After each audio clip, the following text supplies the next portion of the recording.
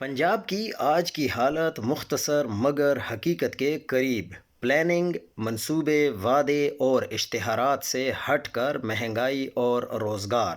مہنگائی اب بھی شدید ہے، تنخواہیں نہیں بڑھیں، اخراجات بڑھ گئے ہیں۔ دہاڑی دار مزدور، چھوٹے ملازم سخت مشکل میں، بے روزگاری خاص طور پر نوجوانوں میں نمایاں ہے۔ عام آدمی کا جملہ گزارا مشکل ہو گیا ہے۔ کسان کیا کہہ رہا ہے کہ فصلوں کے ریٹ کم ہیں، کھاد، بیج، ڈیزل مہنگا ہے، پانی کی کمی ہے اور نہری نظام کی خرابی ہے۔ کسان قرض میں جکڑا ہوا ہے۔ کسان خوش نہیں ہے، بے چینی ہے۔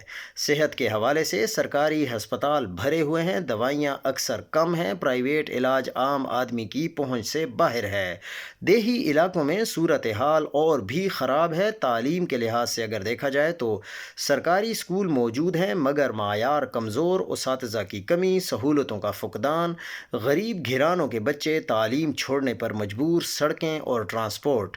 بڑے شہروں میں کچھ سڑکیں بہتر ہیں، گلی محلوں دیہی سڑکوں کی حالت خراب ہے، پبلک ٹرانسپورٹ ناکافی ہے اور مہنگی ہے۔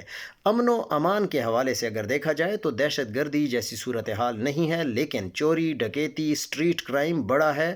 عام شہری خود کو غیر محفوظ محسوس کرتا ہے۔ پانی، بجلی، گیس، پانی کا بحران حقیقی ہے، خاص طور پر زیر زمین۔ بجلی مہنگی ہے، لوڈ شیڈنگ ختم نہیں ہو رہی، سردیوں میں گیس مسئلہ ہے، گرمیوں میں بجلی مسئلہ ہے۔ ماحولیات میں اسموگ نے صحت خراب کر دی ہے، سانس، آنکھوں، دل کے مریض بڑھ رہے ہیں۔ ماحولیات پر کنٹرول کمزور ہے، گورننس یعنی حکمرانی، دفاتر کام کر رہے ہیں مگر سفارش، تاخیر، بد اعتمادی عام ہے۔ عام شہری کو لگتا ہے ریاست ہم سے بہت دور ہے۔